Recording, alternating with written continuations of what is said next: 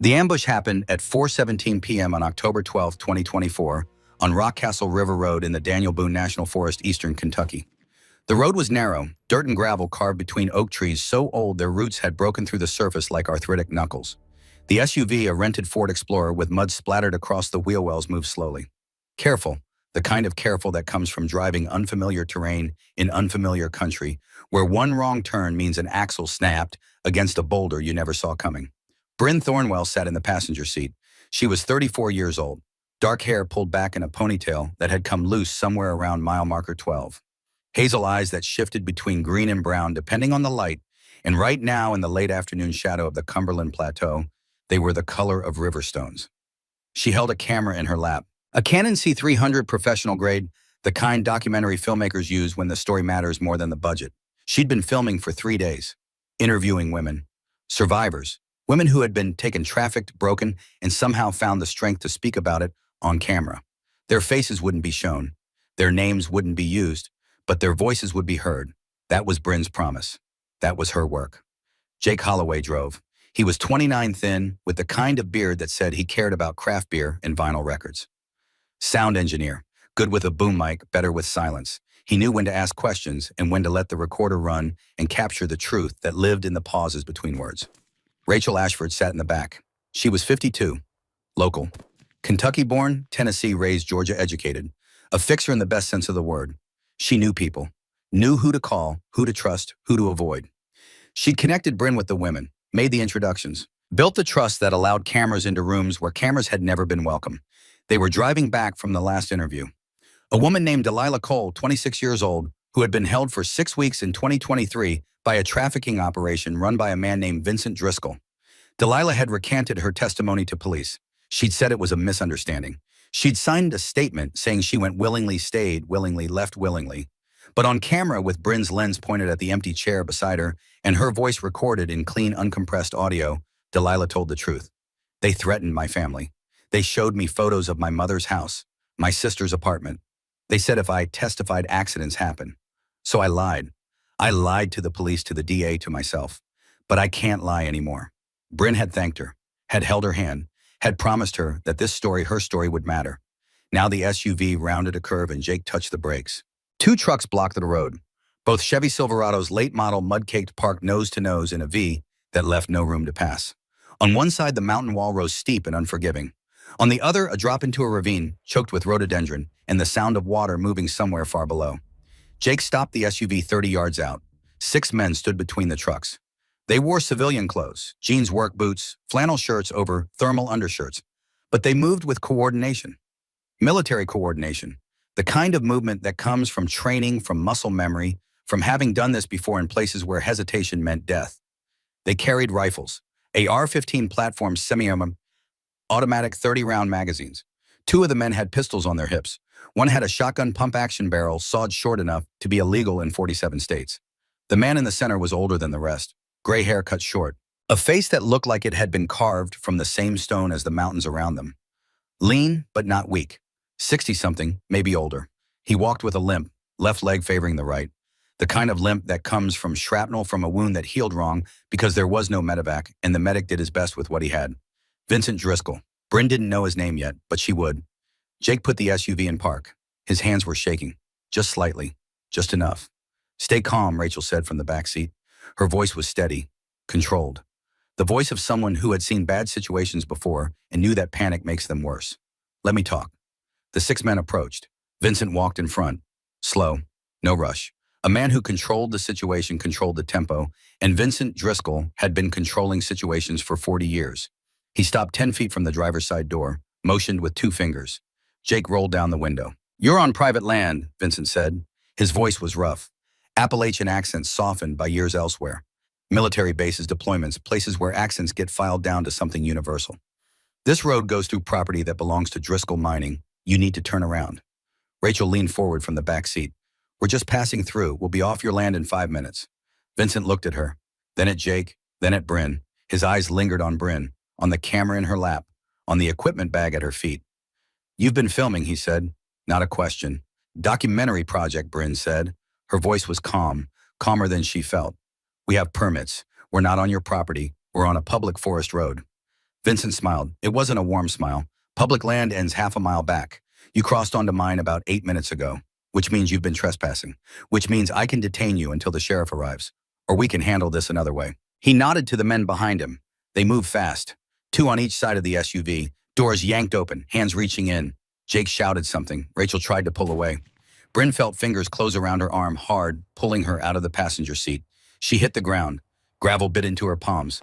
The camera fell beside her lens, cracking against a stone. One of the men, younger, early 30s, with a scar across his knuckles, picked up the camera. Looked at Vincent. Vincent walked over, took the camera, turned it over in his hands like he was appraising livestock. Then he dropped it, stepped on it. The casing shattered.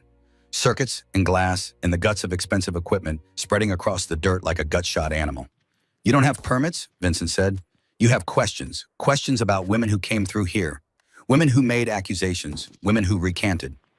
He looked at Bryn. You talked to Delilah Cole. Bryn said nothing. Vincent crouched down. Eye level with her now. She could smell him. Wood smoke and gun oil and the faint copper tang of old sweat. Delilah lied to you, he said. Whatever she said on your camera, she lied. Just like she lied to the police. Just like she lied to the DA. Because there's nothing to tell. Nothing happened. Understand? Bryn met his eyes. Hazel against pale blue. You're threatening me. Vincent stood. I'm giving you advice. Go home. Make your documentary about something else. There's no story here. He motioned to his men. They pulled Jake and Rachel out of the SUV, zip-tied their hands, walked them to the side of the road. Vincent looked at Bryn. You're different. What the other two, they're local hires. Expendable. You're the filmmaker. The one with the platform. The one people will listen to. He nodded to 2 of his men. They grabbed Bryn by the arms, lifted her to her feet. You're coming with me. Rachel screamed. Jake lunged forward. One of the men hit him in the stomach with the butt of a rifle. Jake went down. Gasping, Vincent walked to Rachel, looked down at her.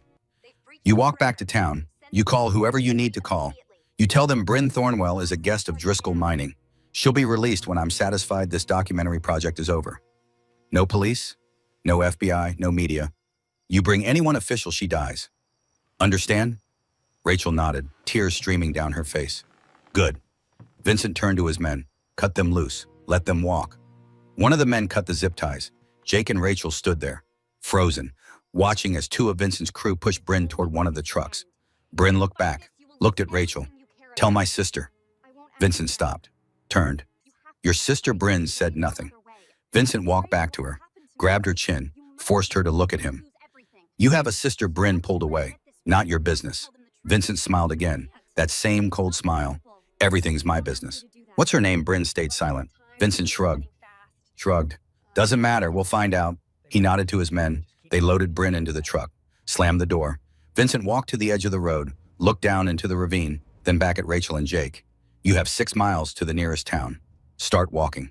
And remember, no police, no FBI. You bring them, I'll know. And Bryn pays the price.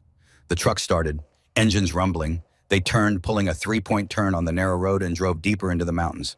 Away from the main road, away from cell service, away from help. Rachel and Jake stood in the dirt, alone, the sun already sinking behind the ridge. Rachel pulled out her phone. No signal. Jake looked at her. What do we do? Rachel started walking. We walk. We get to town. We call her sister. Who's her sister? Rachel looked back at him. Someone Vincent Driscoll is going to wish he'd never heard of. They walked. 200 miles away, Kira Thornwell lay prone behind a rifle.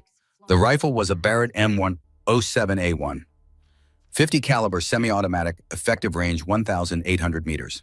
In Kira's hands, effective range was a suggestion she routinely ignored. The weapon weighed 28 pounds unloaded, with the scope, bipod, and suppressor closer to 35.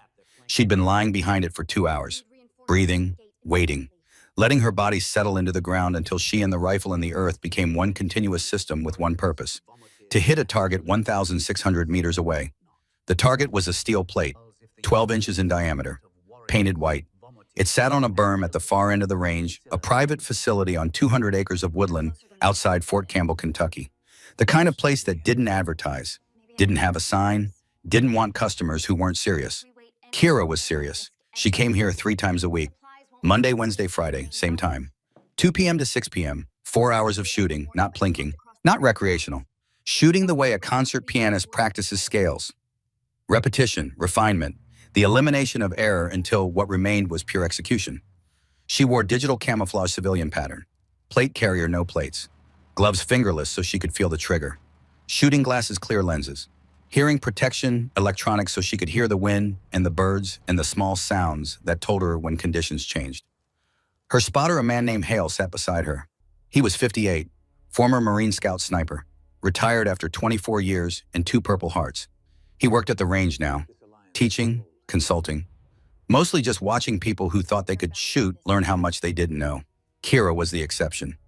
Winds shifting, Hale said. He was looking through a spotting scope, Kestrel weather meter clipped to his vest. 2 minutes ago, it was 4 miles per hour northwest. Now it's 6 west northwest. You're gonna need to hold left. Kira didn't answer. She was breathing.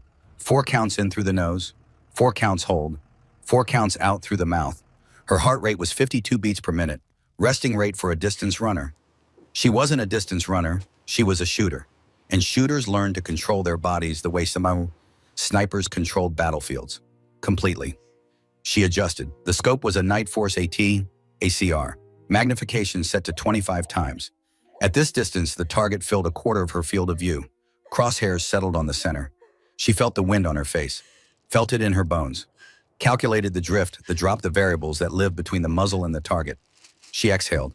Halfway, the crosshairs steadied, the world narrowed. Her finger moved to the trigger. 2 pounds of pressure, slow, smooth. The rifle fired. The recoil was substantial, but managed. The suppressor reduced sound and muzzle blast, but nothing stops the physics of a half-inch diameter bullet, leaving a barrel at 2,800 feet per second. Kira absorbed it, let it move through her, stayed on target. Downrange, the steel plate rang, a bright, clear sound that carried across the October afternoon. Center hit, Hale said. He marked it in his notebook.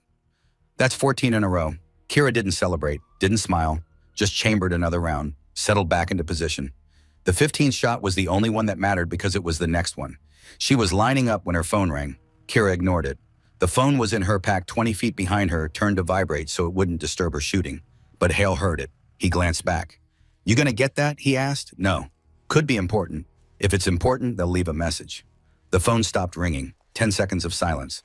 Then it started again. Hale looked at her. That's persistent. Kira exhaled, lifted her head from the scope, rolled to her side and stood up. Her joints protested. 2 hours prone on hard ground, even with a mat, made the body forget how to move like a human. She walked to her pack, pulled out the phone. Unknown number, Kentucky area code. She answered. Kira Thornwell. The voice on the other end was shaking, crying. Female. Kira, it's Rachel. Rachel Ashford. I'm with Bryn's crew. They took her. Kira's expression didn't change. Her voice stayed level, controlled.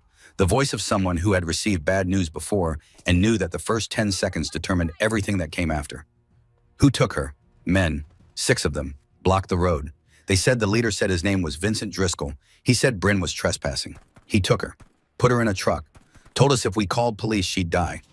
Kira was quiet for 3 seconds. Thinking. Processing. Building a picture from incomplete data, the way she'd been trained to do in a dozen different operations across a dozen different countries. Where? Rockcastle River Road, Daniel Boone National Forest, Eastern Kentucky.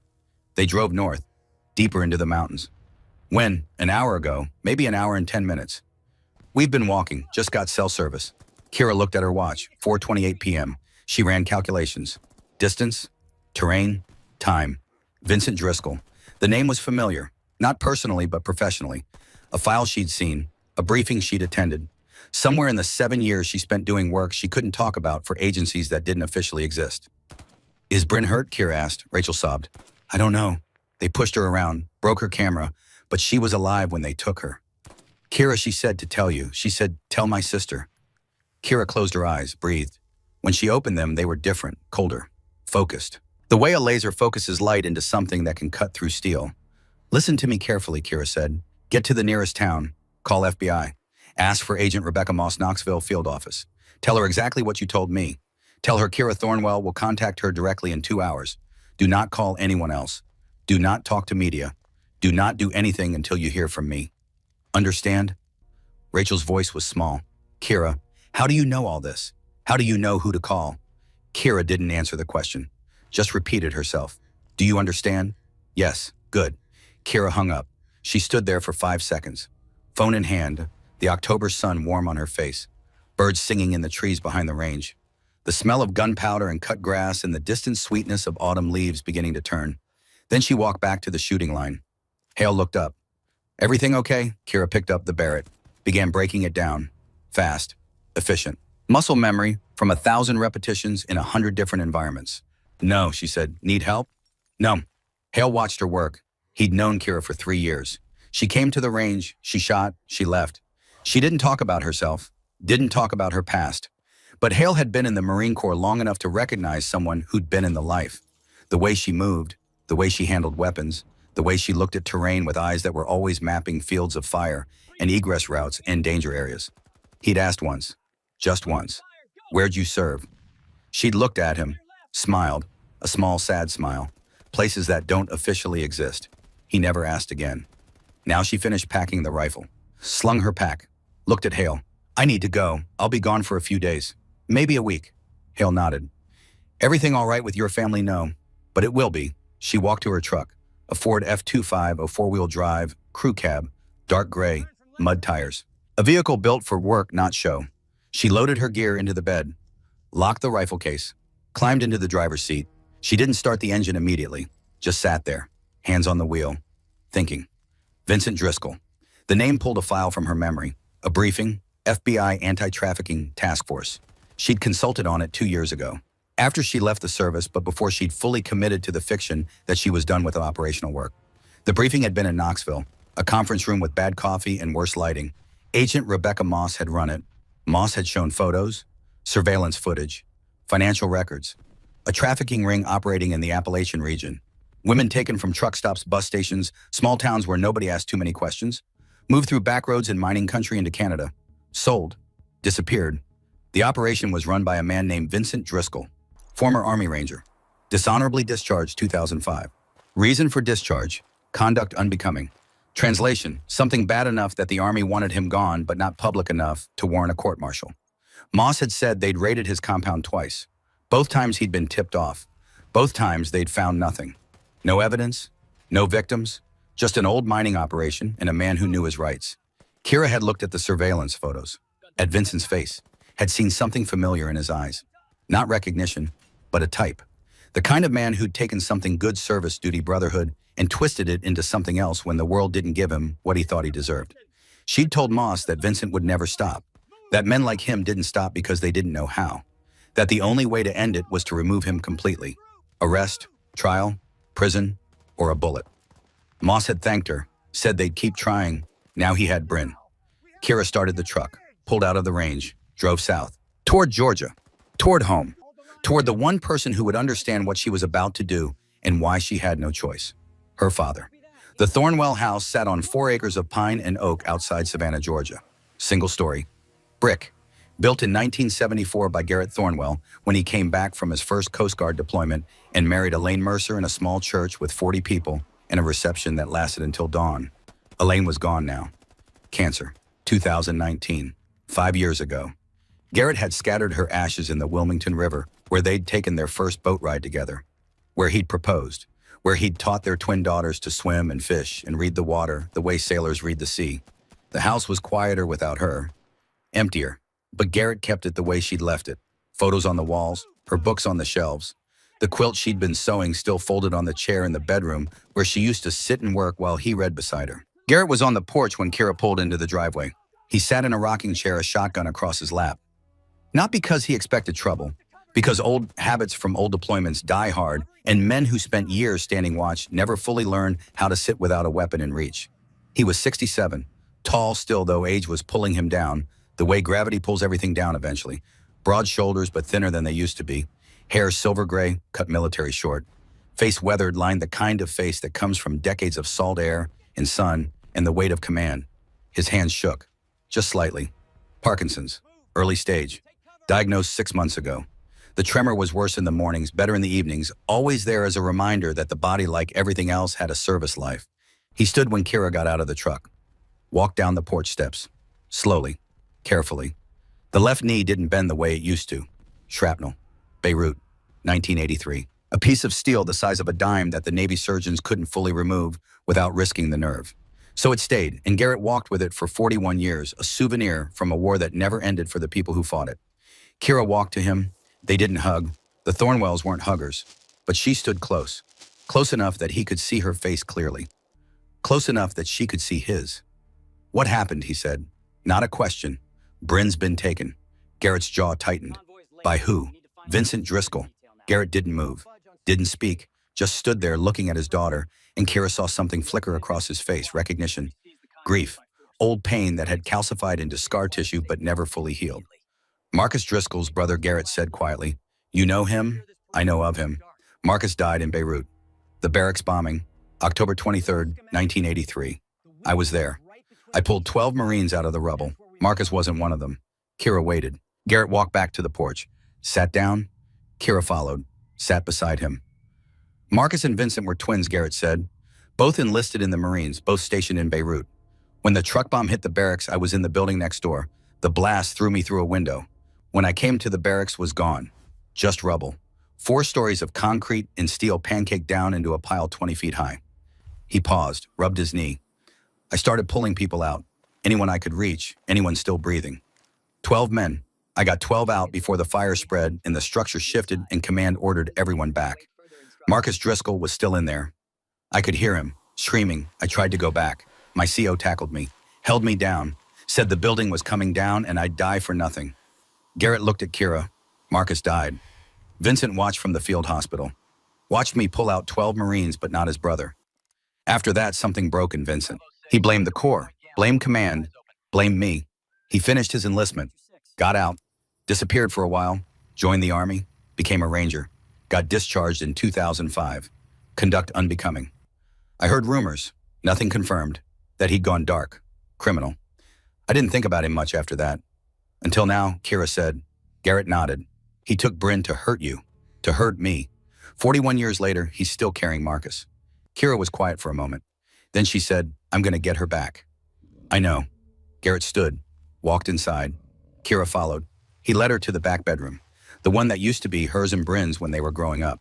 Twin beds, twin desks, twin everything, because when you're raising identical daughters, you learn that fairness is survival. Garrett opened the closet, pushed aside hanging clothes, reached into the back and pulled out a long, hard case. Black, Pelican brand, waterproof, dustproof, designed to protect sensitive equipment in hostile environments. He set it on the bed, opened it. Inside was a rifle. ChayTac M200 intervention, bolt action, .408 ChayTac caliber. Effective range beyond 2,000 meters. The kind of rifle used by people who needed to hit targets at distances where most shooters couldn't even see their objectives. It was Kira's rifle. The one she'd used in her 7 years of service. The one she'd carried across Afghanistan, Syria, Iraq, and places whose names were still redacted in official reports. The one she'd told herself she'd never touch again when she came home. Beside the rifle was a plate carrier, magazine pouches, a spotting scope, rangefinder, ballistic computer, all the tools of her trade, her old trade, the one she'd walked away from. Garrett looked at her. "You left these here when you came back, said you were done, said you'd never carry a rifle again." Kira looked at the weapon, at the case, at the life she tried to bury. "I meant it when I said it," she said quietly. Garrett nodded. "I know, but Bryn's not a mission. She's your sister. And some things are bigger than promises we make to ourselves." Kira reached out, touched the rifle. Her fingers remembered the feel of it, the weight, the balance, the way it became an extension of her body when she looked through the scope and the world narrowed to a single point of absolute certainty. She picked it up, felt it settle into her hands. Muscle memory, 7 years of training and operations and shots taken at distances that most people couldn't comprehend. All of it's still there, waiting, dormant but not dead. "I need to know everything you remember about Vincent," she said. "Everything about Beirut, everything about Marcus." Garrett sat on the edge of the bed. Kira sat beside him, and he told her. He told her about the barracks, about the truck that drove through the checkpoint at dawn, about the explosion that killed 241 American servicemen in 6 seconds, about the sound of men screaming under rubble, and the smell of concrete dust and burning fuel and blood. He told her about Marcus Driscoll, 20 years old, corporal, scout sniper, good kid, quiet, dedicated, the kind of Marine who did his job and didn't complain and wrote letters home to his twin brother every week. He told her about Vincent, also 20, also a Marine, but different, harder, angrier. The kind of anger that comes from feeling like the world owes you something and hasn't paid up. After Marcus died, Vincent changed, became colder, meaner, finished his 4 years and got out. Joined the Army later. Ranger Battalion. Made it through selection but never fit in. Discharged 2005. After that, Garrett said I lost track of him. Heard rumors that he'd gone private security, then that he'd disappeared. I didn't think about him much until a few years ago, when the FBI came asking about old Beirut veterans. Showed me a photo, asked if I recognized him. It was Vincent. They said he was running a trafficking operation, using old military contacts to move women across state lines. I told them everything I knew. They thanked me, said they'd handle it. They didn't, Kira said. No, they didn't. Kira stood, started loading the rifle case, checking equipment, inventory, every piece accounted for. Garrett watched her. When she was done, he reached into his pocket, pulled out a small brass compass. Old, tarnished. The kind carried by soldiers before GPS and digital navigation made such things obsolete. He held it out. This was your grandfather's. He carried it through Iwo Jima. February to March 1945. 81 days of fighting. He was a Navy corpsman, attached to the 5th Marine Division. He saved 14 men, lost 6, carried this compass the whole time. Said it guided him through hell when everything else failed. Kira took it. The brass was warm, worn smooth from decades of handling. She opened it. The needle swung, found north, held steady. He gave it to me when I enlisted, Garrett said. Told me it would bring me home. I carried it through 4 deployments. Gulf War, Beirut, Lebanon, Bosnia. It always pointed home. He paused. Now I'm giving it to you. Bring yourself home, Kira, and bring Bryn with you. Kira closed the compass, put it in her pocket, looked at her father. His hands were shaking, the tremor worse now in the evening light. But his eyes were steady, clear. The eyes of a man who'd made hard decisions and lived with them and knew that his daughter was about to make one of her own. I'll bring her back, Kira said. I promise. I know, Garrett said. Because you're a Thornwell, and Thornwells don't leave people behind. Kira loaded her truck, rifle case, gear bag, tactical pack, everything she needed. Everything she'd sworn she'd never need again. Garrett walked her to the driveway, stood in the dim light, the sun fully down now, stars beginning to show. Semper Fidelis, he said quietly. Kira looked at him, always faithful, the Marine Corps motto, the code her father had lived by for 26 years and carried with him every day since. Semper Fi, Dad. She got in the truck, started the engine, drove north, toward Kentucky, toward the mountains, toward her sister, and toward Vincent Driscoll, who had no idea that the woman coming for him was the most dangerous person he would ever meet. Kira drove through the night, north on I-75 through the heart of Georgia across the Tennessee line into Kentucky. The highway was empty at this hour. Just her and the long-haul truckers and the occasional state trooper parked in the median with his radar gun pointed at the darkness. She stopped once. A truck stop outside Knoxville. 2:30 a.m. fluorescent lights buzzing overhead like dying insects. She bought black coffee, a protein bar she didn't eat, and used the restroom. Splashed cold water on her face. Looked at herself in the mirror. Same face as Bryn's. Same hazel eyes. Same dark hair, though Kira wore hers shorter. Same narrow hands with long fingers that their piano teacher had said were built for Chopin, but had learned to build other things instead. Precision. Distance. Death at ranges where most people couldn't even see their targets. She dried her face. Walked back to the truck. Drove. At 4:15 a.m., she pulled into a rest area near Corbin, Kentucky, parked in the back away from the RVs and the family sleeping in their minivans. She reclined the seat, set an alarm for 6 a.m., closed her eyes. She didn't sleep, just lay there in the dark, breathing, thinking about Bryn and about how protection had always been her role. From the first moment of breath, 4 minutes ahead, something had been written into her cells. The instinct to guard, to shield, to stand between her sister and harm. She remembered kindergarten, a boy named Tommy Breslin who pulled Bryn's hair until she cried. Kira had walked up to him at recess and pushed him down, stood over him, told him if he touched her sister again, she'd push him harder. Tommy never touched Bryn again. She remembered middle school, a group of girls who made fun of Bryn's clothes, her camera, her dream of making documentaries about people nobody else cared about. Kira had confronted them in the cafeteria, hadn't touched them, hadn't needed to. Just looked at them with eyes that made it clear she was willing to cross lines they weren't. The girls left Bryn alone. She remembered high school. Bryn's boyfriend, a senior named Derek who drank too much at parties and got mean when he drank, who grabbed Bryn's arm once hard enough to leave bruises. Kira had found him in the parking lot after school, told him quietly, carefully exactly what would happen if he ever touched her sister again. Derek broke up with Bryn the next day. Left town for college a week later. Never came back. Protecting Bryn was as natural as breathing, as inevitable as sunrise. Kira had joined the Army partly because their father had suggested it, but mostly because she knew that to protect people properly, you needed to be dangerous, and danger required training. She'd gotten it, 7 years of it. The alarm went off at 6 a.m. Kira silenced it, sat up, checked her phone, 2 missed calls, both from the same number. She didn't recognize it, but the area code was Knoxville. She called back. A woman answered on the first ring. Kira Thornwell. Yes, Agent Rebecca Moss, FBI. Your friend Rachel Ashford gave me your number. Said you'd be calling. I said I'd call in 2 hours. That was 12 hours ago. Moss's voice was steady, professional, but Kira could hear the edge in it, the stress. I needed to establish contact. Your sister's been missing for 16 hours. Every hour that passes, the chances of recovery drop by 7%. You raided Driscoll's compound twice before and came up empty. What's your plan this time? Moss paused. We're coordinating with Kentucky State Police and the FBI hostage rescue team. We have aerial surveillance staging out of Fort Campbell. We're building a tactical picture. While you build your picture, he's moving her, Kira said. He knows you're coming. He always knows. You have a leak. Silence on the line. Then Moss said, how do you know that? Because I read your case file 2 years ago when you asked me to consult. You raided twice. Both times he was tipped off. Both times you found nothing. If you go in loud now, he'll kill her. You know it. I know it. The only question is whether you're willing to admit it. Moss exhaled. What are you proposing I go in alone? I find her. I get her out. You stage your HRT team as backup, but they don't move until I give the signal. That's not protocol. Your protocol has failed twice. My sister doesn't get a third failure. Moss was quiet for a long moment. Then she said, who are you, Kira Thornwell? I called Fort Bragg like Rachel said. Mentioned the name Phantom. The officer I spoke with went silent for 10 seconds. Then he said he'd call me back. 20 minutes later, a colonel called. Told me that if Phantom was involved, I should provide any support requested and stay out of the way. He wouldn't tell me anything else. Just said some operational records are sealed for reasons of national security. Kira looked out the windshield at the rest area, at the families starting their days. Coffee, road trips, normal lives that continued because people like her did things in the dark that let the light keep shining.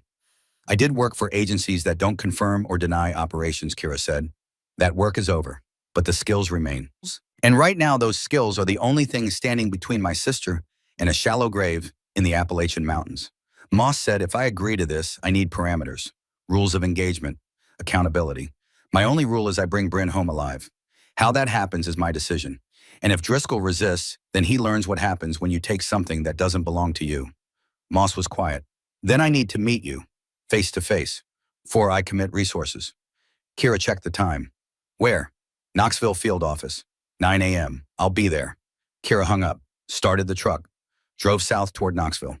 The FBI field office was a concrete building with tinted windows and a parking lot surrounded by a fence that looked decorative but was reinforced with bollards designed to stop a truck bomb. Kira had seen enough federal buildings to know the difference between security theater and actual security.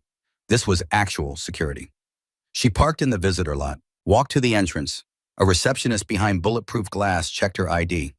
Made a call. 2 minutes later, Agent Rebecca Moss came through a security door. Moss was 39, tall, nearly 6 feet, athletic build, short brown hair, sharp eyes that cataloged everything about Kira in the first 3 seconds. The way she stood, the way her eyes moved, the faint calluses on her hands from handling weapons and ropes and hard things in hard places. Moss extended her hand, Kira Thornwell. They shook. Moss's grip was firm, confident, the handshake of someone who'd earned their position and didn't need to prove it. Follow me. Moss led her through the building. Badge scanners, secure corridors, conference rooms with windows that Kira knew were one-way glass. They ended up in a small office. Moss closed the door. Sit, Kira sat. Moss sat across from her. Put a file on the desk between them, Vincent Driscoll, Moss said. 61 years old, Chardon. Dishonorable discharge from the Army Rangers 2005. Since then, he's run a trafficking operation through eastern Kentucky and Tennessee. We estimate he's moved at least 40 women in the past 8 years. Most disappear. The ones who resurface are too terrified to testify. Kira opened the file, looked at the surveillance photos. Vincent's face. Older than the military ID photo. Harder. The kind of hard that comes from decades of making choices that erode whatever humanity you started with. 4 women recanted their testimony against him. Moss continued. We re-interviewed them under witness protection. They all told the same story. Driscoll holds them long enough to break them psychologically. No physical abuse we can document. Just terror. Isolation. Threats against their families. By the time we get to them, they're convinced that speaking against him is a death sentence. Kira looked up. Where's his compound? Cumberland Gap. Tennessee side, but right on the Kentucky border. He owns 600 acres through a shell company called Driscoll Mining.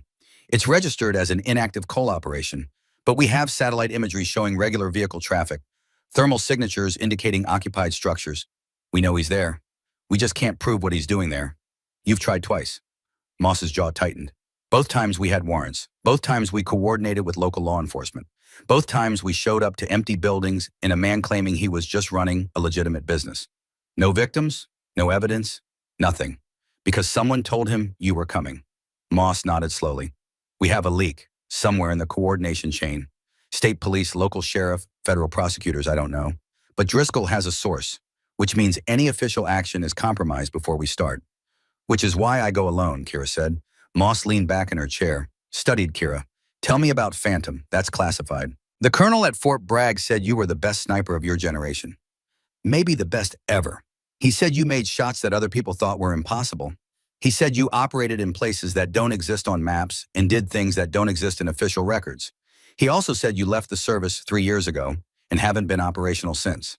So I need to know, are you still capable, or am I putting my career on the line for someone who used to be dangerous?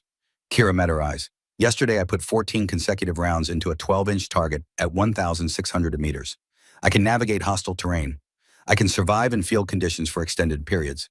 I can gather intelligence, build tactical pictures, and execute precision operations with zero support. And most importantly, I can do it without anyone knowing I was there until it's too late for them to stop me. Moss held her gaze. Why did you quit? Because I got tired of carrying ghosts.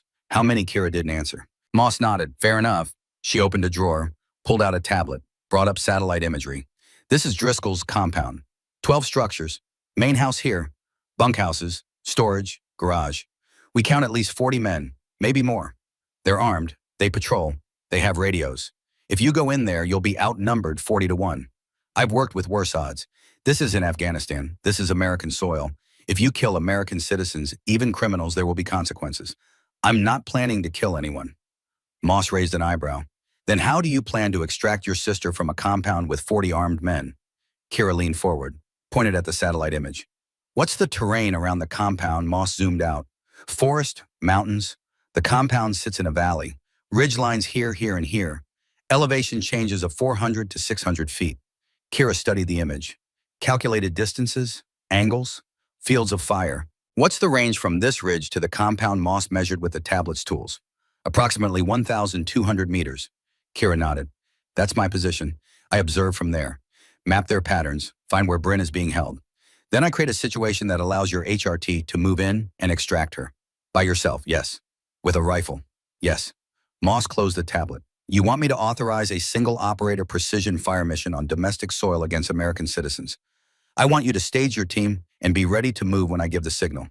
What I do before that signal is my business. Moss stood, walked to the window, looked out at the parking lot, at the normal world continuing outside. After a long moment, she said, if this goes wrong, my career is over. If you kill the wrong person, or if collateral damage occurs, or if any of this becomes public, I'll be prosecuted. So will you. If I don't do this, my sister dies. Moss turned. And if Driscoll kills you, if you go into those mountains and don't come back, what then? Then you'll have confirmation that he's as dangerous as you think he is. And maybe next time you'll hit him hard enough that he doesn't get back up. Moss studied her. Then she walked back to the desk, opened another drawer, pulled out a sat phone. Encrypted. FBI issue. She slid it across the desk. This is a direct line to the HRT commander. Major Shaw, he's staging at a location 5 miles south of Driscoll's compound. When you're ready, you call this number. You tell him where to go and when. He moves. Understood. Understood. Rules of engagement. You do not fire unless fired upon. You do not engage unless there's imminent threat to life. You do not execute anyone. This is a rescue operation, not an assassination. Kira picked up the sat phone. Understood. Moss handed her another item, a small GPS beacon, emergency transponder. If you're compromised, if you're injured, if you need immediate extraction, you activate this. We come for you. No questions asked. Kira took it, clipped it to her belt. Moss extended her hand again. Bring your sister home, Phantom. Kira shook it. I will. She left the office, walked back through the building, out to her truck, drove north toward the mountains, toward Bryn. The hike took 7 hours. Kira started at a trailhead near Marble Mount, Kentucky, an old Forest Service road that had been closed for years. Overgrown. The kind of place where hikers didn't go because there was nothing to see and better trails elsewhere, which made it perfect. She carried 65 pounds of gear, The Chaytak rifle in its case strapped to her pack. Ammunition, water, 3 days of rations, camouflage netting, thermal blanket, spotting scope, rangefinder, ballistic computer, first aid kit, sat phone, GPS, everything she needed to survive and operate in hostile terrain without support. The terrain was hostile. Appalachian mountains, steep, dense hardwood forests giving way to pine at higher elevations. Rhododendron thickets so thick she had to crawl through them. Creek beds choked with deadfall. Elevation gain of 3,000 feet over 6 miles. She moved slowly, carefully, pausing every 15 minutes to listen, to watch, to make sure she was alone. At hour 4, she heard something behind her. She froze, listened. The sound came again. Footsteps. No, not footsteps. Paw steps, padding on soft ground. She turned slowly. A cougar stood 30 yards away. Female, maybe 120 pounds. Tawny coat, pale yellow eyes watching her with the kind of focus that predators have when they're deciding whether something is prey. Kira didn't move. Cougars were rare in Kentucky but not extinct. This one had probably been tracking her for the past hour. Curious, hungry, calculating whether a human with a large pack was worth the risk. The cougar took a step forward. Kira straightened, made herself bigger, raised her arms, didn't break eye contact. The cougar stopped. They stood there, woman and predator, both apex in their own ways, both understanding that this encounter could go 2 ways, and both preferring the way that didn't involve blood. Kira spoke, low, firm, not here, not today. The cougar's ears flicked. It took a step back, then another. Then it turned and melted into the forest, gone as if it had never been there. Kira exhaled, continued climbing. At hour 6, the trail disappeared completely. She was off map now, using GPS and terrain features to navigate, following the ridgeline north, toward the coordinates Moss had given her. At hour 7, she found it, a natural shelf on the southwestern ridge, 1,200 meters from Driscoll's compound, elevation advantage of 400 feet, clear sight lines through gaps in the trees, thick canopy overhead for concealment. A fallen oak tree provided natural cover. Perfect. Kira dropped her pack, scanned the area. No recent human activity, no boot prints, no trash, no sign that anyone had been here recently or knew this position existed. She spent the next hour setting up. First the hide. She used the fallen tree as a base, built a low framework with branches, draped camouflage netting over it, added natural vegetation, pine boughs, leaves, created a position that from 10 feet away looked like part of the forest floor.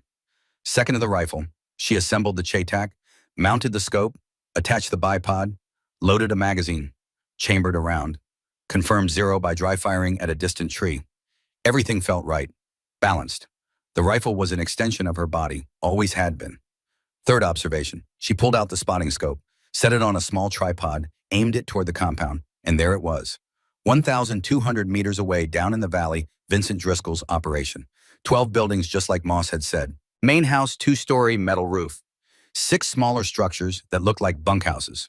A garage, storage sheds, a water tower, solar panels on several roofs, generator shed with a fuel tank beside it. Vehicles, 4 trucks, 2 SUVs, a van, and men. Kira counted them through the scope. Started a log and a waterproof notebook. Guard rotation at the main gate. 2 men, AR-15 rifles. Changed every 4 hours based on the timestamps she recorded. Perimeter patrol, 2 teams of 2, walking the fence line, radios on their belts, fixed positions, machine gun nest on the north side, elevated, 50 caliber from the profile, manned 24/7, total count by the end of hour 138 men, all armed, all moving with military precision. Vincent Driscoll had built himself a fortress, but fortresses had weaknesses. They always did. Kira just had to find them. She settled in, began the work she'd done 100 times before in a dozen different countries. Mapping, analyzing, building a complete picture of the enemy's patterns, routines, vulnerabilities. Day 1. Kira watched through the scope for 18 hours straight, from 6 p.m. when she arrived until noon the next day. She cataloged everything. Guard rotations, 0600, 1000, 1400, 1800, 2200, 0200, 6 shifts, 4-hour intervals, professional, disciplined, foot traffic patterns, men moving between buildings, mess hall in the largest bunkhouse, meals at 0700, 1200, 1800, predictable, vehicle movements, 2 trucks left at 0800, returned at 1600, supply run probably, the van left at 1000, returned at 1400, unknown purpose, and Vincent. Kira saw him at 0615. He walked out of the main house, cup of coffee in hand, Walked the perimeter. Slow, methodical, checking fence lines, talking to guards. The walk took 40 minutes. He did it every morning. He moved with the limp her father had described. Shrapnel. Beirut. Never healed. Through the scope, Kira could see his face. Lined. Weathered. Gray hair cut military short. Pale blue eyes that even at 1,200 meters looked cold. Hard. The eyes of a man who'd stopped seeing people as people and started seeing them as assets or obstacles. At 1,000 hours, something changed. Two guards walked to the easternmost building, a small structure, elevated on stilts, single door, barred window. They unlocked the door, entered. 30 seconds later, they brought someone out. Bryn. Kira's breath caught. She forced herself to stay calm, professional. But seeing her sister even at this distance, even through the scope, sent something sharp and hot through her chest. Bryn looked thin, exhausted. Her hair was tangled, her clothes dirty. But she was walking, upright, alive. The guards let her stand in the clearing for 10 minutes. Exercise, probably. Or just cruelty disguised as mercy. Bryn looked around, at the forest, at the mountains. Her eyes swept across the ridge where Kira lay hidden. For one impossible moment, Kira felt like Bryn was looking directly at her. Like she knew. Like the bond between twins carried across 1,200 meters of mountain air and said, "I'm here, hold on." Then the guards took Bryn back inside, locked the door. Kira lowered the scope, breathed, made notes in her log. Target building eastern structure. One door, one window, two guards during day, unknown number at night. She would find out.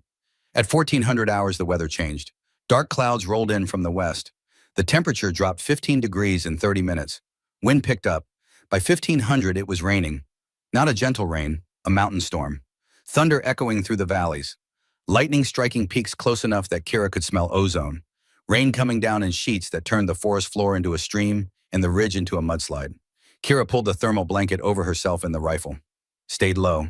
Stayed still. The camouflage netting channeled water away from her position, but her clothes were soaked within minutes.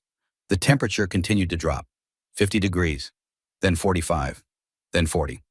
Hypothermia was a real risk, not immediate but building. She had dry clothes in her pack, but changing would mean exposing her position, breaking discipline, creating movement that might be seen. So she didn't change, just lay there, shivering, waiting for the storm to pass. It lasted 4 hours.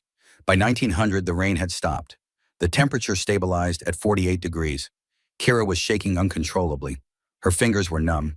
Her core temperature had dropped enough that her thinking felt slow, fuzzy. She needed to warm up.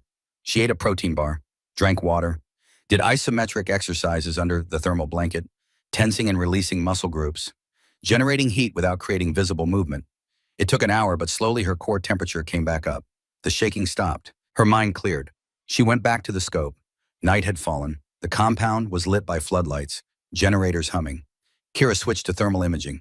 Through the thermal scope, the world became shades of gray and white. Hot signatures glowed. Cold areas disappeared. She could see men moving between buildings, heat signatures from vehicles, the warm glow of the mess hall, and she could see the guard count change. At night, Driscoll doubled the guards on Bryn's building. 4 men, 2 at the door, 2 patrolling a perimeter around the structure. Kira logged it, noted the pattern, began building her plan. Day 2. At 0230 hours, Kira heard voices. She froze. The voices were close. Male. 2, maybe 3 people, moving through the forest below her position. Patrol. She'd assumed Driscoll's security was limited to the compound. But he was smarter than that. He'd sent teams into the surrounding forest, checking for exactly what Kira was doing. Surveillance. Threat assessment. The voices came closer. Kira could hear boots on wet leaves. The crackle of radios. 50 yards, 40, 30. She lay absolutely still. The camouflage netting was good. Her position was solid. But if they used thermal imaging, if they swept the ridge properly, they'd see her heat signature. 20 yards. A flashlight beam cut through the darkness, swept across the trees, came within 10 feet of her position, stopped. One of the men said something in a low voice. Kira couldn't make out the words. Another man answered. They were discussing something, deciding something. The flashlight beam moved, swept directly over Kira's position. She didn't breathe, didn't blink, became stone, became earth, became nothing. The beam passed, moved on. The voices continued. The patrol moved north, away from her, the sound of boots fading into the forest. Kira exhaled, slowly, silently, close, too close. She made a note: perimeter patrols extend beyond compound. Random timing, threat level elevated. At 06:15, Vincent did his morning walk. Same routine, coffee, Perimeter check. 40 minutes. Kira watched him through the scope, studied his gait, his posture, the way he moved. He stopped at Bryn's building, talked to the guards. Kira couldn't hear the conversation, but she read his body language. Confident, in control, a man who believed he'd won. At 1,000, they brought Bryn out again. 10 minutes in the clearing, she looked weaker than yesterday, moving slower, not eating enough, or not eating at all. Kira's jaw tightened, but she stayed focused. Professional. Emotion was the enemy of precision. At 1200, the sat phone vibrated. Kira pulled it from her pocket. Encrypted text from Agent Moss. Update 4 prior victims, now willing to testify. We have enough for federal charges. Waiting on your signal to move. Kira typed back, not yet. Need more intel. 24 hours. Moss clock is ticking. Can't hold HRT indefinitely. Kira, 24 hours. Be ready. She put the phone away. Went back to observation. At 14:30, she saw something new. A vehicle arrived at the compound. A black SUV, expensive. Out of place among the work trucks and utility vehicles. 2 men got out. Suits, not tactical gear, not workers. They walked into the main house with Vincent.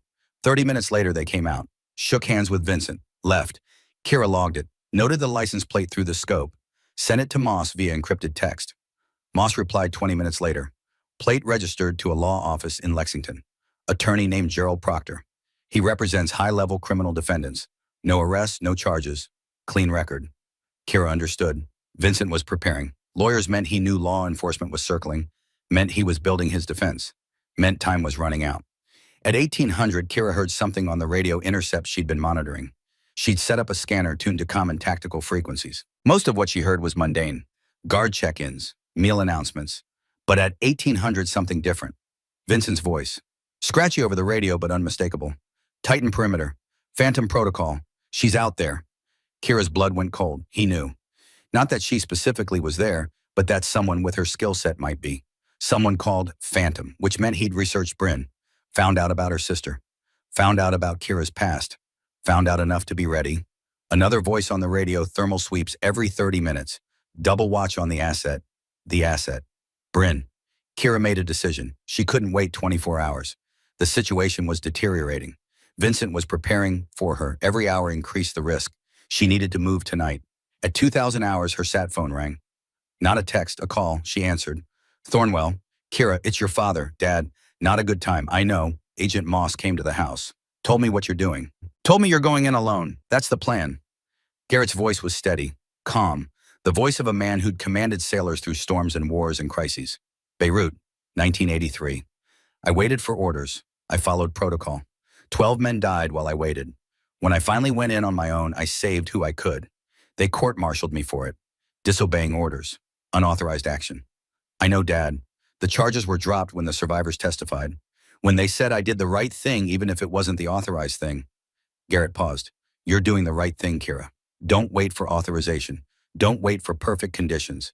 Go get your sister. Do it your way. I will. Both of you come home. That's an order, Marine. Yes, sir. She hung up, looked at the compound through the scope, at the lights, at the guards, at the building where Bryn was held. At 2200, she made the call. Agent Moss answered immediately.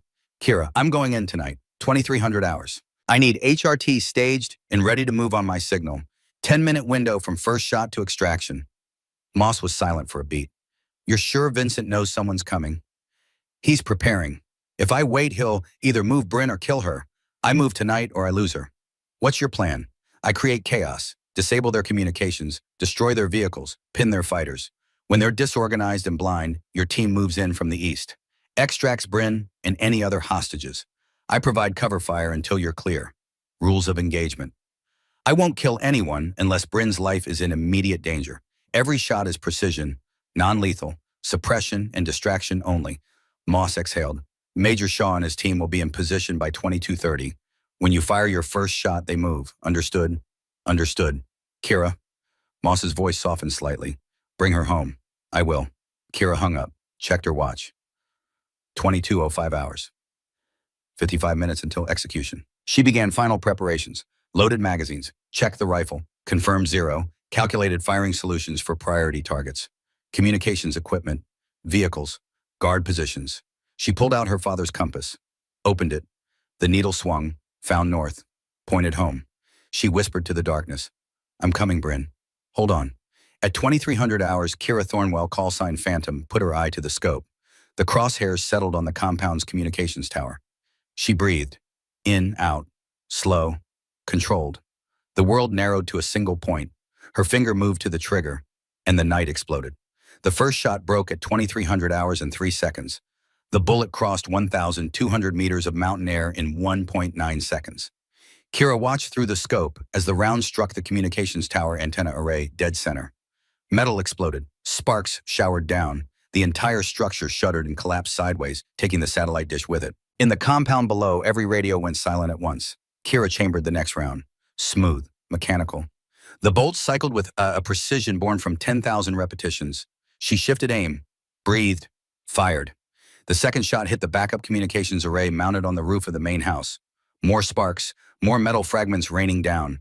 Vincent's entire communications network, primary and redundant, destroyed in 8 seconds. The compound erupted into chaos.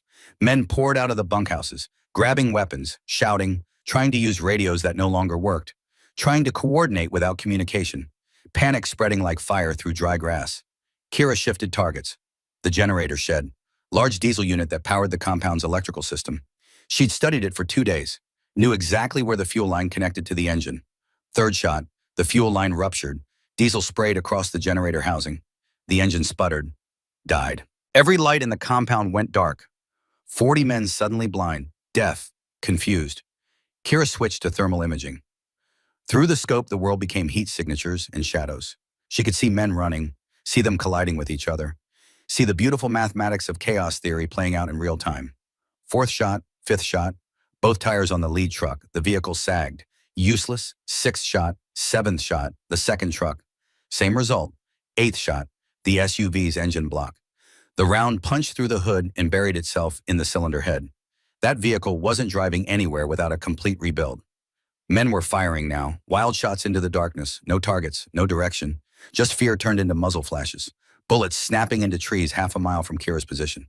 She waited, patient, let them waste ammunition, let them reveal positions. Then she went back to work. Ninth shot, the water tower, high-value target, psychological impact. The round punched through the tank's side. Water began pouring out, thousands of gallons flooding across the compound. Men slipping, equipment getting soaked. Another layer of chaos. Through the thermal scope, Kira saw Vincent. He'd emerged from the main house, standing in the compound's center, screaming orders that nobody could hear, pointing toward the western tree line. The wrong direction.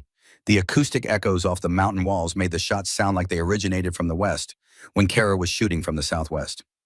Good, let him look the wrong way. 10th shot, the weapons locker. Kira had identified it on day 1, a reinforced shed where they stored ammunition and crew-served weapons. She didn't hit the ammunition, too much risk of uncontrolled explosion. Instead, she hit the padlock. The lock shattered. The door swung open. In the chaos and darkness, nobody would secure it. Small advantage. But small advantages accumulated into victory. 11th shot. 12th shot. Warning shots now. Geysers of dirt erupting 2 feet in front of running guards. The men dove for cover, stayed down. Learning that movement drew fire. Vincent was still screaming, still pointing west, but some of his men were smarter. A group of 5 broke away from the main chaos, headed east, toward the building where Bryn was held. Kira's jaw tightened. She'd anticipated this. Hostage protocols. When under attack, secure the valuable asset, which meant those 5 men were going to fortify Bryn's position. Make extraction harder. She couldn't let that happen. 13th shot, the lead man in the group. Not a body shot. A warning. The round struck the ground inches from his boot. He stumbled. Fell. The others froze. 14th shot. 15th shot. Bracketing fire. Rounds hitting left and right of the group, creating a box of impact points that said, "Go this direction and you die." The men broke, scattered, ran back toward the main compound, away from Bryn's building. Good. Kira checked her watch.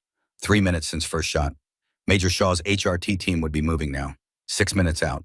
She needed to keep the pressure on, keep Driscoll's men pinned and disoriented. She shifted fire, started working the compound systematically. Not trying to hit people, trying to control their movement. Heard them, pushed them away from the eastern approach where HRT was coming in. 16th shot, near miss on a guard taking cover behind a truck. He abandoned the position, ran north. 17th shot, another near miss. Another guard displaced. 18th shot, 19th shot, 20th shot. The compound was a storm of confusion now. Men running in every direction. No leadership, no coordination, no communication. Just individual survival instincts taking over. Vincent stood alone in the center of it all, still trying to command, still trying to impose order. Kira could see him through the thermal scope, a bright heat signature. Gesturing, shouting into a dead radio, she put the crosshairs on him. Center mass, an easy shot. She'd made harder shots in worse conditions 100 times. Her finger rested on the trigger. 2 pounds of pressure, that's all it would take. 2 pounds and Vincent Driscoll would drop. The man who'd taken Bryn, the man who'd trafficked dozens of women, the man who'd spent 41 years carrying rage over his brother's death and turning it into violence against innocents. 2 pounds. Kira's finger tightened. The crosshair steadied. She controlled her breathing, felt her heartbeat, timed the shot between beats like she'd been trained. Then she shifted aim, 6 inches left, fired. 21st shot. The round struck the ground at Vincent's feet. Dirt and gravel exploded upward, hit him in the legs. He stumbled, fell, scrambled behind a concrete barrier. Kira had made her choice. Rules of engagement. No kills unless absolutely necessary. She'd promised Agent Moss. Promised herself. This wasn't Afghanistan or Syria or any of the other places where the rules were different. This was American soil. And on American soil, justice came from courts and juries, not from crosshairs and triggers. Even when every fiber of her being wanted to pull that trigger. She forced herself to breathe, to focus, checked her watch. 5 minutes elapsed. HRT 1 minute out. Movement caught her eye. Through the thermal scope, she saw the guards at Bryn's building. They'd abandoned their posts, running toward the main compound, toward the perceived threat. The building was unguarded. Kira's heart rate spiked. This was the window, this was the moment. But HRT wasn't there yet. 60 seconds. That's all she needed. 60 seconds of keeping those guards away from that building. 22nd shot. A guard running back toward the eastern sector. Kira put around 3 feet in front of him. He dove sideways, stayed down. 23rd shot. Another guard. Same treatment. 24th shot. Vincent was moving again, trying to rally men near the main house. Kira put a round into the wall above his head. Concrete fragments showered down. He dropped flat. 30 seconds. Movement in the forest. Eastern tree line. Through the thermal scope, Kira saw them. Heat signatures. Moving fast. Professional. Tactical formation. HRT had arrived. 20 operators, armed, unarmored. Moving with the precision of men who'd trained for exactly this scenario thousands of times. Major Shaw's team. They split into 3 elements. Alpha Team 8 operators headed straight for Bryn's building. Bravo Team 8 operators established a security perimeter. Charlie Team 4 operators positioned for overwatch and fire support. Kira shifted her fire. Now she was covering them, suppressing any threat that emerged near their approach. 25th shot. A guard popped up from behind a truck bed, raising a rifle toward the approaching HRT team. Kira's round hit the truck's shade mirror, exploded it.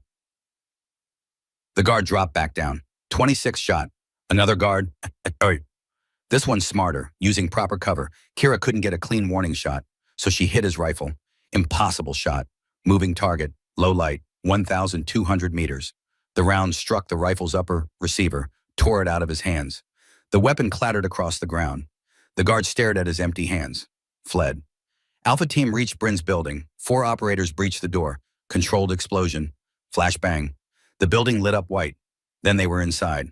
Kira held her breath. 10 seconds. 20. 30. Then they emerged. 4 operators, 1 civilian between them. Small frame, dark hair, moving under her own power, but supported on both sides. Bryn. Kira's vision blurred, just for a second, just long enough for her to realize she was crying. She blinked hard, cleared her eyes, went back to the scope. Bravo Team was moving, extracting toward the eastern tree line. Alpha Team in the center with Bryn. Charlie Team providing rear security. But Vincent had seen them. Through the chaos, through the darkness, he'd seen the extraction happening. And he was moving. Kira tracked him through the thermal scope. He was running, not away, toward, heading to a building she'd cataloged as his personal quarters. He disappeared inside. 5 seconds later, he emerged, carrying something.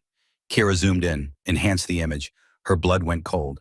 A rifle, long-barreled, precision optic, bipod. Vincent Driscoll, former Army Ranger, had a sniper rifle, and he was setting up a shooting position aimed at the extraction team. Kira ran calculations. Distance from Vincent to the HRT team 300 meters. Clear line of sight. If he was even remotely competent, he could hit them. Could hit Bryn. She made a decision. 27th shot. She aimed at Vincent's rifle. Not at Vincent, at the weapon. Trying to disable it the way she'd disabled the other guard's rifle. The round struck, but not clean, grazed the barrel, knocked Vincent's aim off but didn't destroy the weapon. He adjusted, reacquired his target. Kira saw him settle into position, saw him put his eye to the scope, saw his finger move to the trigger. HRT was 200 meters from the tree line. Safety. Bryn was with them, moving, alive. Vincent fired. The muzzle flash bloomed in Kira's thermal scope. She watched the ballistic trajectory. The round was going wide. Not a hit, but close. Too close. Vincent chambered another round. Kira put the crosshairs on his rifle again. On the scope specifically. Breathed. Fired. 28th shot. The round hit Vincent's scope, shattered it. Glass and electronics exploded. Vincent jerked back, his face bleeding from fragments. The rifle useless. But he wasn't done. He grabbed a pistol from his belt, started running toward the extraction team, firing as he ran, wild shots. Desperate shots. The shots of a man who knew he was losing and refused to accept it. HRT returned fire. Controlled bursts, professional. But they were protecting Bryn. Couldn't engage fully without risking her in the crossfire. Vincent kept coming, firing, screaming something Kira couldn't hear at this distance but could imagine. Rage. Loss. 41 years of grief turned into violence. Kira tracked him, put the crosshairs on his center mass. She could end this. One shot. Vincent Driscoll dead. The threat eliminated. Bryn safe. Her finger moved to the trigger. No. Rules of engagement. No kills. She shifted, aimed at his legs, tried to calculate a shot that would stop him without killing him. Difficult. At this range with a target moving fast, the margin for error was millimeters. A shot meant to wound could easily kill. Femoral artery, bleeding out in minutes. Vincent was 100 meters from the HRT team now. Still firing. Still advancing. One of the HRT operators went down. Hit. Body armor caught it, but he was stunned, slowing the extraction. Kira made her choice. She shifted aim one more time. Not at Vincent, at the ground directly in front of him. 3 feet ahead of his running path. 29th shot. The round hit, exploded a crater in the earth. Vincent ran into it. His foot caught. He went down hard, tumbling. The pistol flew from his hand. He tried to get up. Couldn't. His leg was bent wrong. Broken ankle or knee, he lay there, reaching for the pistol. 10 feet away. Might as well have been 10 miles.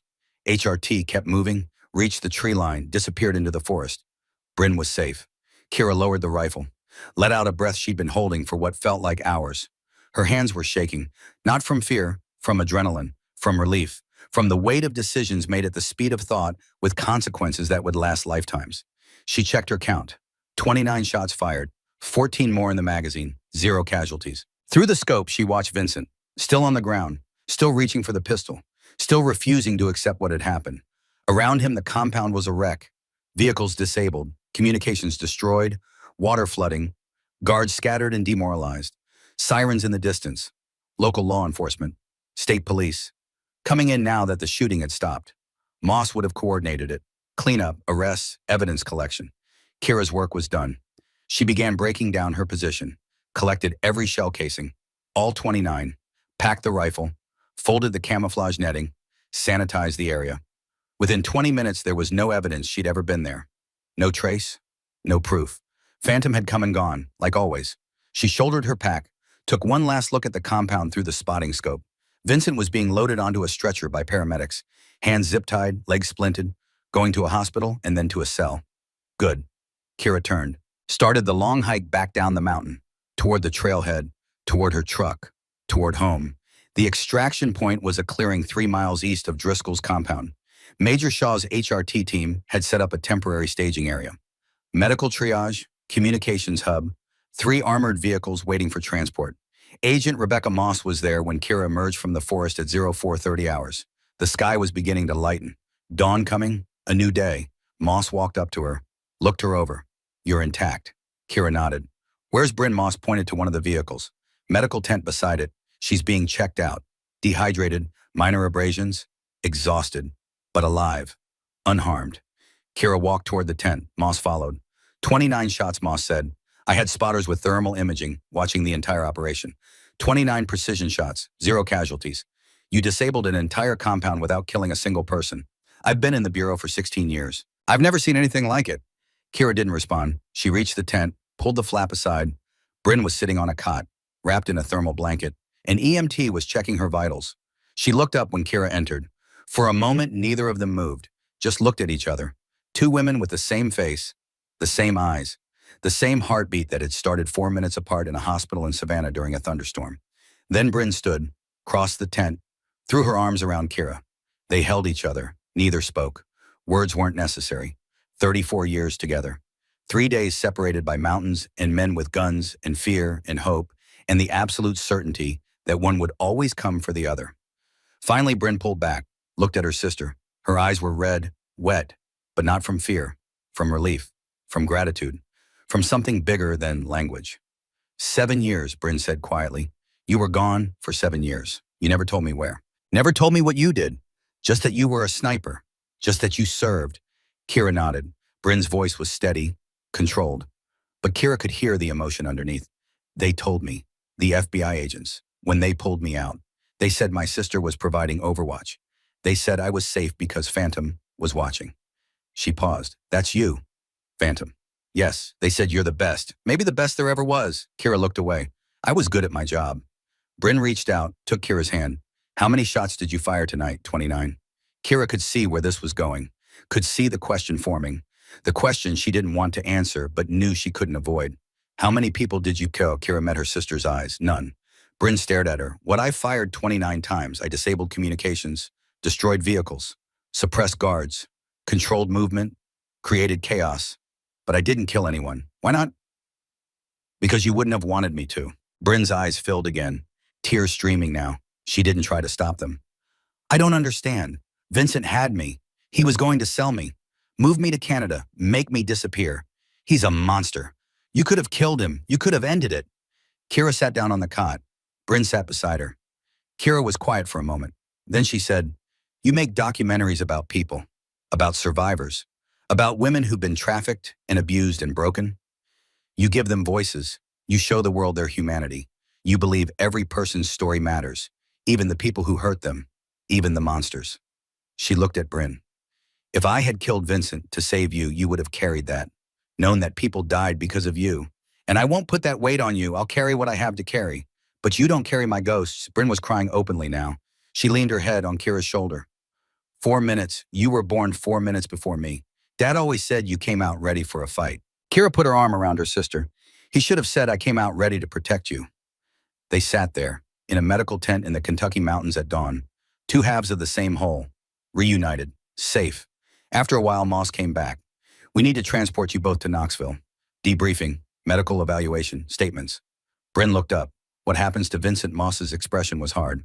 Satisfied. He's in custody. Broken ankle. Lacerations from scope fragments. But alive. He'll be arraigned on federal charges. Human trafficking, kidnapping, racketeering. We have testimony from 4 prior victims. We have your testimony. We have enough to put him away for the rest of his life. And the leak, Kira asked. The person who tipped him off before Moss nodded. We found him, deputy in the local sheriff's office. Vincent had been paying him for information for 6 years. He's in custody too. She paused. This operation burned clean. Driscoll's organization is dismantled. We recovered 3 other women from the compound. All safe, all willing to testify. Kira stood. Good. Now I'm taking my sister home. Moss looked at her. There's going to be questions from the media, from oversight committees, about how this went down, about who authorized a single operator precision fire mission on domestic soil. Kira's voice was flat. I'm sure you'll handle those questions appropriately, Agent Moss. My sister and I are private citizens. We don't have statements for the media. We don't exist in your official reports. Understood. Moss studied her, then nodded slowly. Understood. She extended her hand. Thank you, Phantom, for what you did, for how you did it. Kira shook her hand, didn't respond. Just turned to Bryn. Let's go home. They rode in the back of an armored SUV to Knoxville. Medical evaluation at the FBI field office. Clean. Bryn needed fluids and food and sleep. Kira needed nothing. She'd been through worse and come out functional. This was just another operation. Successful extraction. Mission complete. At 1400 hours, they were cleared to leave. Moss provided a vehicle. A rental SUV, clean, untraceable. Kira drove. South, toward Georgia, toward Savannah, toward their father. Bryn slept most of the way, exhaustion finally catching up. Kira drove in silence, watching the road, watching the mirrors. Old habits. Threat assessment. Even though the threat was over. Even though they were safe. Some habits never die. Some skills never fade. Some parts of who you are stay with you forever, whether you want them to or not. They reached Savannah at 2100 hours, pulled into the driveway of the Thornwell house.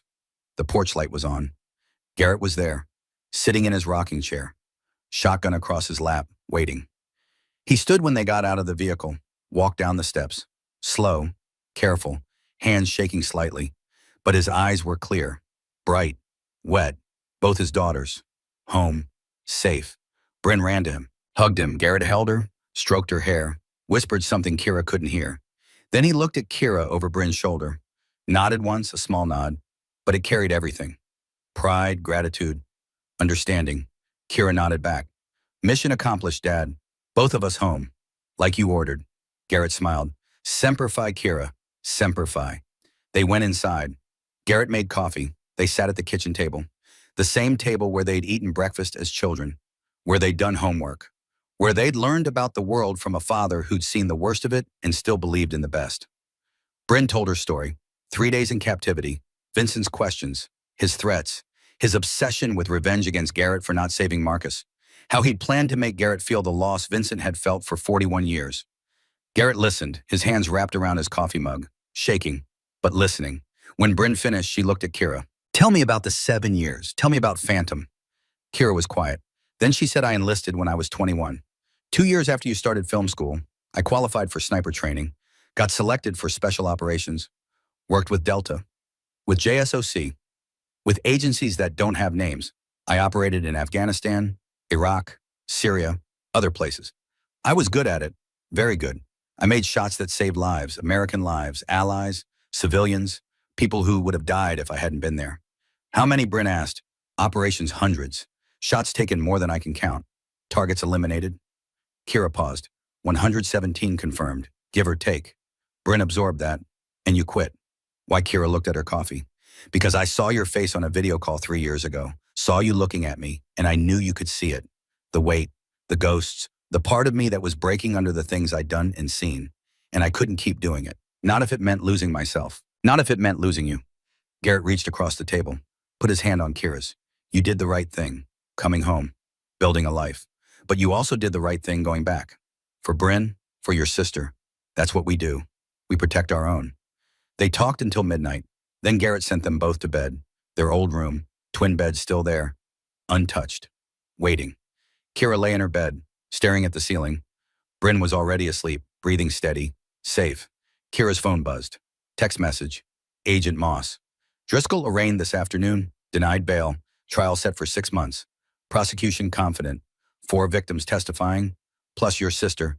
He's done. Kira typed back. Good. Keep me updated. Moss, one more thing. The HRT operators. They're calling you Ghost. Said you pulled off an impossible op. Asked me to pass along their respect. Kira, tell them mission success is the only respect that matters. She put the phone down, closed her eyes. But sleep didn't come. It never did immediately after operations. Too much adrenaline, too much processing. The mind replaying every decision. Every shot, every moment where things could have gone wrong, but didn't. She thought about Vincent, about Marcus, about 2 brothers who'd both served and how one had died in Beirut and the other had spent 41 years turning that loss into poison. She thought about her father, about the 12 Marines he'd saved and the one he couldn't, about the guilt he'd carried, about how that guilt had almost been weaponized against him through his daughters. She thought about Bryn, about guardianship, about the burden and privilege of walking ahead so others could follow safely. She thought about the 29 shots, about the decision to not take the easy kill, about choosing the harder path because it was the right path. Finally, near 200 sleep came. 6 months later. Federal Courthouse, Louisville, Kentucky. United States of America versus Vincent Michael Driscoll. The trial lasted 3 weeks. The prosecution presented overwhelming evidence. Financial records showing $3.2 million in trafficking revenue over 8 years. Testimony from 4 prior victims. Testimony from Bryn Thornwell. Testimony from the 3 women rescued from the compound during the raid. The defense argued coercion, insufficient evidence, reasonable doubt. The jury deliberated for 4 hours. Guilty on all counts. Human trafficking 4 counts. Kidnapping 4 counts. Racketeering, weapons violations. Conspiracy. Sentencing hearing 2 weeks later. The judge was a woman named Patricia Caldwell, 72 years old. Former prosecutor. No tolerance for violence against women. She looked at Vincent Driscoll. He sat at the defense table. Orange jumpsuit, legs still in a brace from where Kira's shot had broken his ankle. Face hard, unrepentant. Judge Caldwell spoke. Mr. Driscoll, you served this country as a Marine and later as an Army Ranger. You took an oath to protect and defend. Instead, you became a predator. You trafficked women, you terrorized them. You destroyed lives for profit. The court acknowledges your military service and the loss of your twin brother. But those facts do not excuse or mitigate your crimes. They make them worse because you knew better. You were trained to be better. She paused.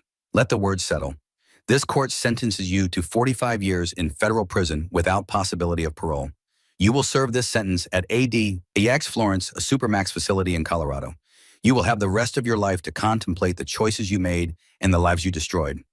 Vincent showed no emotion, just nodded once, accepting the inevitable. Guards led him away. He didn't look back. In the gallery, Kira sat beside Bryn. Their father was there too.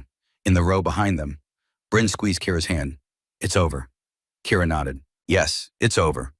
They walked out of the courthouse, into the sunlight.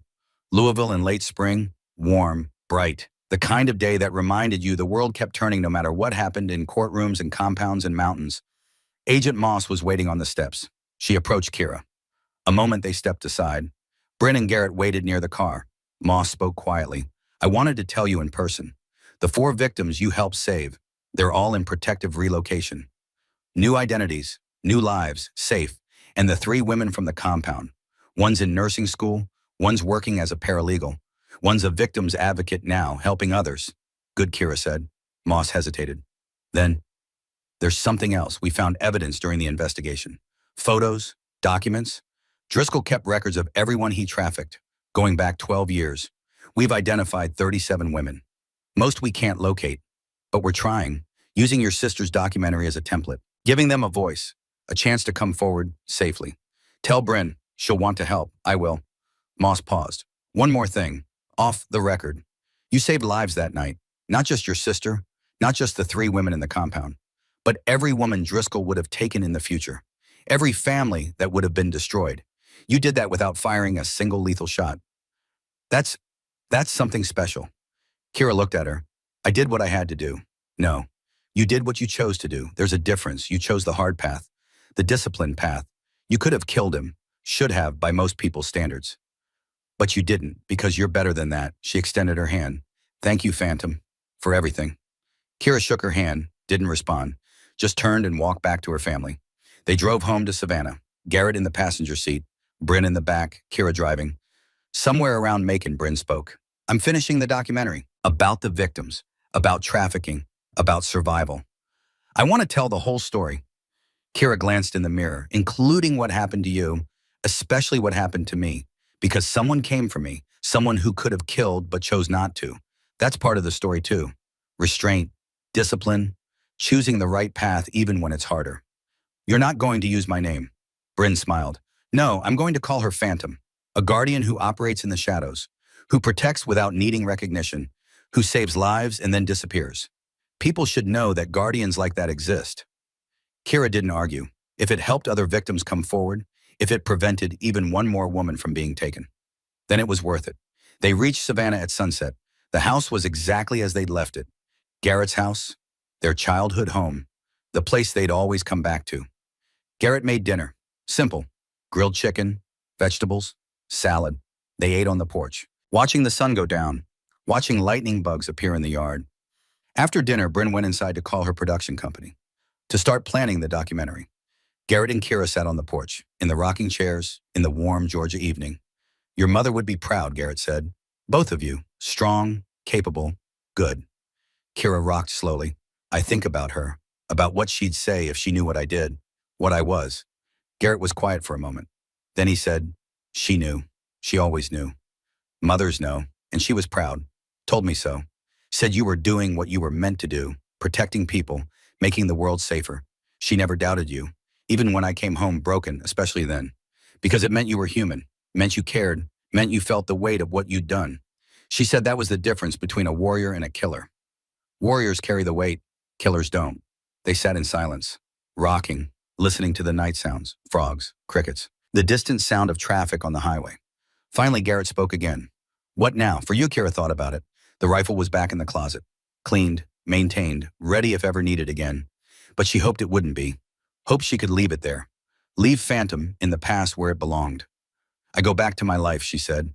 Work, the range, taking care of myself, taking care of Bryn, being here when you need me.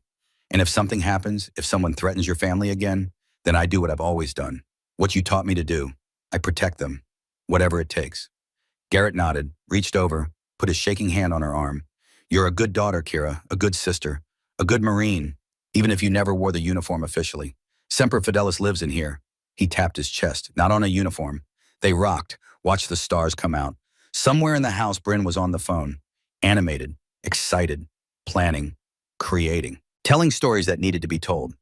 Kira closed her eyes, listened to her sister's voice, to her father's breathing, to the night settling around them. For the first time in 3 years since she'd come home from the service, she felt at peace. The ghosts were still there, 117 of them. But they were quieter now, easier to carry, because she'd proven something to herself, that she could pick up the rifle when needed, execute a mission, save lives, and put the rifle down again. Walk away, choose not to kill when killing would have been easier. That was the hardest shot she'd ever made, the shot she didn't take, the shot at Vincent when he was running toward her sister with murder in his eyes, the shot that would have been justified, legal, right by any tactical standard, but wrong by her standard, by Bryn's standard, by the standard of who she wanted to be. She'd made the right choice. 3 months later, Kira was at the rifle range, Olympic Peninsula. Her regular spot, 1,600 meters. Steel target. She'd been shooting for 2 hours. 15 rounds, 15 hits. She was lining up the 16th when her phone buzzed. Text message. She checked it. Bryn. Photo attached. A rice paddy. Golden light. Women working. Beautiful. Peaceful. Caption in Rwanda. Filming survivors of trafficking who started a farming cooperative. Their stories are incredible. Staying safe. Love you. P.S. Finally keeping the camera straight. You were right about tilting left. Kira smiled, typed back. Love you too. Keep telling their stories. I'm always watching. She put the phone away, looked down range at the target, 1,600 meters. The same shot she'd been making 3 times a week for 3 years. She chambered around, settled into position, controlled her breathing, felt the rifle, felt the wind, felt the ground beneath her. The world narrowed. The crosshairs steadied. She thought about the compass in her pocket, her grandfather's compass, always pointing home. Then she let it all go, cleared her mind, became nothing but breath and heartbeat and the space between trigger and target. She fired. Downrange 1,600 meters away, the steel rang. Clear. Perfect. Center hit. Always center hit. Kira Thornwell call sign. Phantom ejected the spent casing, chambered another round, and continued doing what she'd always done, protecting the people she loved, from distances they'd never see, in ways they'd never fully understand, because some people are born 4 minutes early and someone has to go first.